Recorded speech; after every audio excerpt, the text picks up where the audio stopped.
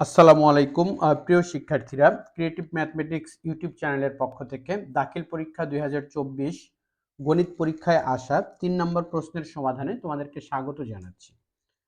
শিক্ষার্থী বন্ধুরা, দাখিল পরীক্ষা 2024 গণিতে 3 নম্বর প্রশ্নে যে প্রশ্নটি এসেছিল সেটি তোমরা স্ক্রিনে দেখতে পাচ্ছ। দেখো 3 ক নাম্বার প্রশ্নে যেটা বলা হয়েছে শিক্ষার্থীরা যে 3√3 এর 3 ভিত্তিক লগ এর মান নির্ণয় করো। তোমরা জানো যে সৃজনশীল প্রশ্নের ক নাম্বার প্রশ্নটি উদ্দীপক রিলেটেড হতে পারে, আবার উদ্দীপক রিলেটেড নাও হতে পারে। এখানে ক নাম্বার প্রশ্নটি উদ্দীপক রিলেটেড নয়। তো চলো শিক্ষার্থীরা আমরা ক নাম্বার প্রশ্নের সমাধানে চলে যাই। 3√3 এর 3 ভিত্তিক লগারিদমের বলা হয়েছে। তাহলে ক নাম্বার শিক্ষার্থীরা 3√3 এর 3 ভিত্তিক অর্থাৎ আমাদেরকে নির্ণয় করতে হবে লগারিদম 3 ভিত্তিক 3√3 এটার মান নির্ণয় করতে হবে। তো চলো শিক্ষার্থীরা দেখি আমরা এটাকে কিভাবে লিখতে পারি। লগারিদম 3 ভিত্তিক।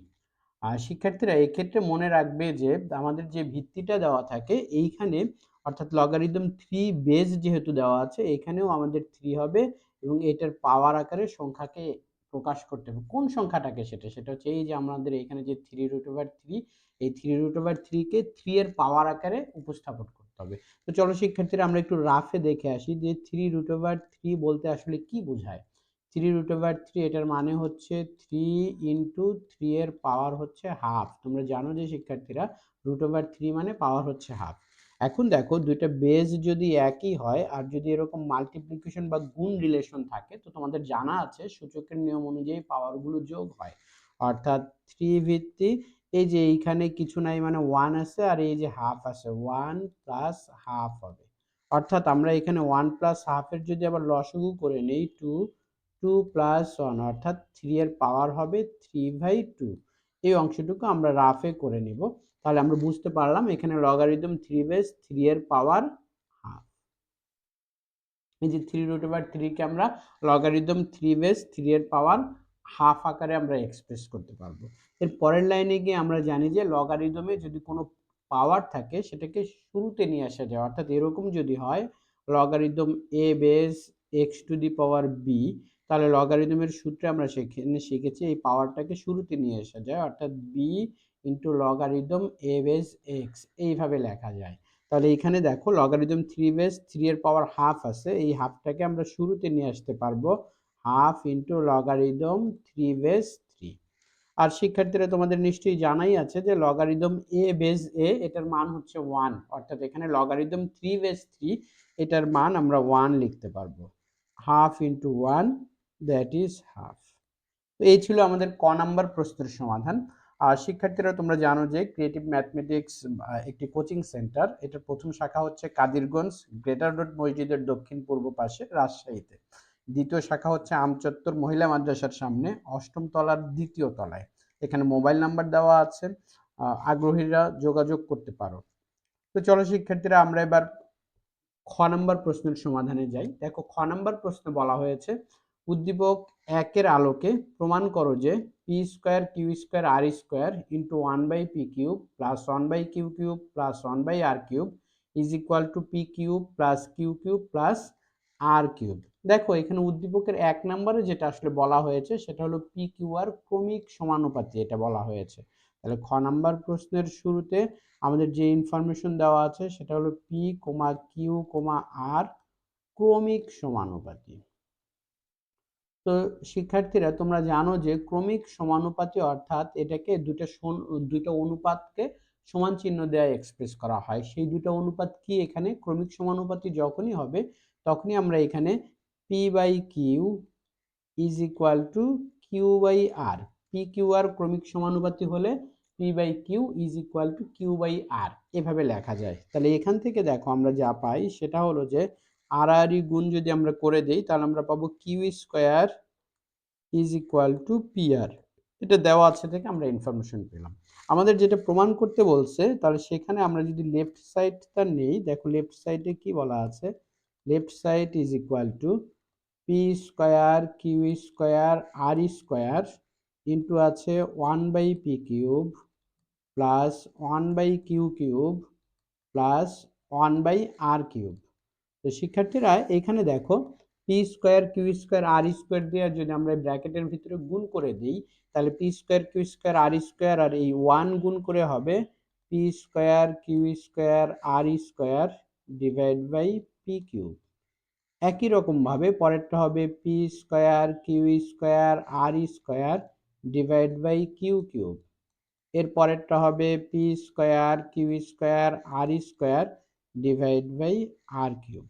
তো শিক্ষার্থীরা এখন যদি একটু খেয়াল করো, দেখো লব এবং হরে, এখানে লবে পি স্কোয়ার এবং হরে পি কিউব কাটা যাবে, কাটা গেলে আমরা কি পাবো, উপরে পাবো কিউ স্কোয়ার আর স্কোয়ার, নিচে পাবো শুধু পি। পরেরটাতেও দেখো একই রকম, কিউ স্কোয়ার আর কিউ কিউব কাটা গেলে পাবো আমরা পি স্কোয়ার আর স্কোয়ার, নিচে পাবো কিউ। এর পরেরটাতে দেখো আর স্কোয়ার এবং আর কিউব কাটা যাবে, উপরে থাকবে পি স্কোয়ার কিউ স্কোয়ার, নিচে থাকবে আর। তো শিক্ষার্থীরা এবার যদি আমরা দেখো আমরা যে মানগুলো পেয়েছি সে মানগুলো বসিয়ে দিই। কি মান পেয়েছি দেখো, আমরা প্রশ্নে কিউ স্কোয়ার সমান পি আর পেয়েছিলাম। এই যে কিউ স্কোয়ারের পরিবর্তে আমরা যদি পি আর বসিয়ে দেই, এইখানে কিউ স্কোয়ারের পরিবর্তে যদি পি আর বসাই, তাহলে আমরা এখানে পাবো P R into R square divide by P, P R into R square divide by P. এর পরের দেখো পরের পদ যেটা আছে পি স্কোয়ার আর স্কোয়ার, দেখো এখানে কিউ স্কোয়ারের মান বসানো যাচ্ছে না, তাহলে এটাকে যদি আমরা একটু সাজিয়ে লিখি P R whole square by Q, P R whole square divide by Q. এর পরেরটাতে দেখো, এর পরেরটাতে যদি আমরা এই যে পি স্কোয়ারের মানটা বসাই, সরি কিউ স্কোয়ারের মান বসাই, কিউ স্কোয়ারের মান হচ্ছে পি আর, তাহলে এটা হবে P square into p r, p square into p r divide by r. তো শিক্ষার্থীরা এবার একটু খেয়াল করো, এখানে আমরা যা পেলাম সেটা হচ্ছে যে এই পি এবং পি কাটা যাবে লব এবং হর থেকে, তাহলে থাকবে আর ইন্টু আর স্কোয়ার, মানে হচ্ছে আর কিউব। আর এইখানে দেখো এখানে আমরা পেয়েছিলাম পি আর হোল স্কোয়ার, এটা একটু খেয়াল করো, পি আর কে আমরা লিখতে পারবো কিউ স্কোয়ার, তাহলে পি আর কে যদি আমরা কিউ স্কোয়ার লিখি, পি আর কে লিখলাম কিউ স্কোয়ার, এখানে আছে পি আর হোল স্কোয়ার, তার মানে এটার উপর আবার স্কোয়ার, নিচে হচ্ছে কিউ। আর এইখানে দেখো লব এবং হর থেকে আর কাটা যাবে, পি স্কোয়ার ইন্টু পি মানে হচ্ছে পি কিউব। তাহলে দেখো শিক্ষার্থীরা আমরা যা পাচ্ছি সেটা হচ্ছে আর কিউব প্লাস, এখানে দেখো কিউ টু দি পাওয়ার 4 হবে, কিউ টু দি পাওয়ার 4 কে কিউ দ্বারা ডিভাইড করলে আমরা পাবো কিউ কিউব, আর পাবো হচ্ছে পি কিউব। তাহলে দেখো এটাকে সাজিয়ে লিখলে আমরা পাবো p cube plus q cube plus r cube. দেখো আমাদের প্রশ্নের রাইট সাইডেও তাই আছে। তার মানে খ নাম্বার প্রশ্নের সমাধান কমপ্লিট। সুতরাং লেফট সাইড সমান রাইট সাইড আমাদেরকে প্রমাণ করতে বলছে, তার মানে আমরা প্রুভড লিখে দিতে পারি। তো এই ছিল খ নাম্বার প্রশ্নের সমাধান। তো চলো শিক্ষার্থীরা এবার যদি আমরা গ নাম্বার প্রশ্নটা দেখে আসি। উদ্দীপক 2 থেকে ধারাটির n পদের সমষ্টি 320 হলে n এর মান নির্ণয় করো। উদ্দীপক 2 থেকে, তাহলে দেখো উদ্দীপকের দুইটা অংশে দেওয়া ছিল, তার মধ্যে 2 নম্বর অংশটা সেটা হচ্ছে তোমরা দেখতে পাচ্ছ 5 plus 7 plus 9 plus dash dash একটি সমান্তর ধারা বলা ছিল। তাহলে গ নাম্বার প্রশ্নে আমাদের শুরুতেই যেটা বলা ছিল সেটা হলো 5 প্লাস 7 প্লাস 9 ড্যাশ ড্যাশ একটি সমান্তর ধারা। তো এইখানে আমাদের যে সমান্তর ধারাটা দেওয়া আছে উদ্দীপকে, এই ধারাটার প্রথম পদ, এখানে প্রথম পদ, তোমরা জানো সমান্তর ধারার ক্ষেত্রে প্রথম পদকে এ দ্বারা প্রকাশ করা হয়, সেটা হচ্ছে 5।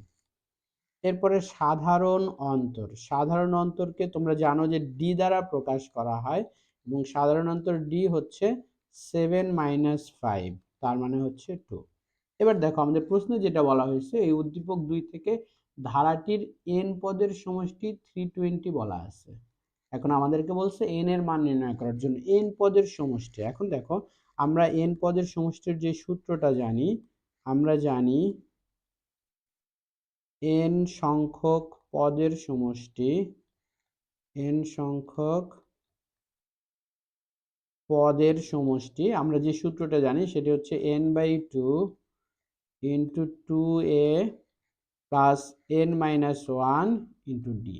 তো শিক্ষার্থীরা আমরা এখানে যদি মানগুলো বসিয়ে দিই, যে মানগুলো আমরা জানি, কি কি মান আমরা জানি দেখো, n/2 ইন্টু 2a প্রথম পদের মান আমরা জানি সেটা হচ্ছে 5 plus n-1 into D, D এর মানও আমরা এখানে পেয়েছি সেটা হচ্ছে 2। তাহলে এবার দেখো আমরা এখানে হিসাব করলে কি পাই, n/2 ইন্টু দেখো 5 আর 2 গুণ করলে 10 প্লাস এই 2 দ্বারা গুণ করলে 2n-2। তাহলে দেখো আমরা n সংখ্যক পদের সমষ্টি যেটা পাচ্ছি সেটা হচ্ছে n/2, আর সাথে আমাদের দেখো থাকতেছে 2n, আর এই 10 থেকে 2 বিয়োগ করলে 8, 2n প্লাস 8, 2n প্লাস 8। শিক্ষার্থীরা দেখো n/2 এখান থেকে যদি আমরা 2 কমন নেই এই 2n প্লাস 8 থেকে, তাহলে থাকবে n প্লাস 4। তাহলে দেখো এখানে এই 2 আর 2 কাটা যায়, তাহলে আমরা পাবো n আর n গুণ করলে n স্কোয়ার প্লাস 4 এবং n গুণ করে পাবো 4n, n square plus 4n। তাহলে শিক্ষার্থীরা আমরা যেটা পেলাম যে n সংখ্যক পদের সমষ্টি n স্কোয়ার প্লাস 4n, কিন্তু দেখো প্রশ্ন বলা হয়েছে এটা হবে 320। তার মানে আমরা এখানে লিখতে পারবো প্রশ্ন মতে n স্কোয়ার প্লাস 4n সমান হচ্ছে 320। তাহলে দেখো এই 320 কে যদি আমরা বাম পাশে নিয়ে আসি তাহলে আমরা লিখতে পারবো n স্কোয়ার প্লাস, তাহলে আমরা লিখতে পারবো n square plus 4n minus 320 is equal to 0। তো শিক্ষার্থীরা আমাদেরকে এখানে একটু মিডল টার্ম বা উৎপাদকে বিশ্লেষণ করতে হবে। তাহলে দেখো উৎপাদকে বিশ্লেষণের নিয়ম আমরা জানি, তারপরেও যদি আরো ডিটেলস জানতে চাও তোমরা অনুশীলনী 3 এর ভিডিও লেকচারগুলো দেখতে পারো, অনুশীলনী 3.3 থেকে। আমি এখানে সংক্ষেপে বলে দিচ্ছি সেটা আসলে কি নিয়ম। n স্কয়ার, দেখো যখনই আমরা উৎপাদকে বিশ্লেষণ করব তখনই এই যে দ্বিতীয় যে চিহ্নটা আছে প্লাস, এটা লিখলাম। এই প্লাস চিহ্নের সাথে পরবর্তী যে চিহ্নটা আছে প্লাস মাইনাস গুণ করে হয় মাইনাস, একটু দূরে লিখলাম, সব শেষে আছে মাইনাস 320। এখন আমাদের কাজ থাকবে এই যে 320 সংখ্যাটা, এই 320 সংখ্যাটার এক জোড়া করে গুণনীয়ক নেওয়া, এবং আমাদের এখানে দেখতে হবে যে প্লাস এবং মাইনাস এই দুটো ভিন্ন চিহ্ন হয়েছে, যার কারণে আমাদেরকে বিয়োগের হিসাব নিতে হবে। অর্থাৎ 320 এর এক জোড়া গুণনীয়ক থেকে বিয়োগ করে আমাদের এই যে মাঝখানে যে 4 আছে এই 4টা মিলাতে হবে।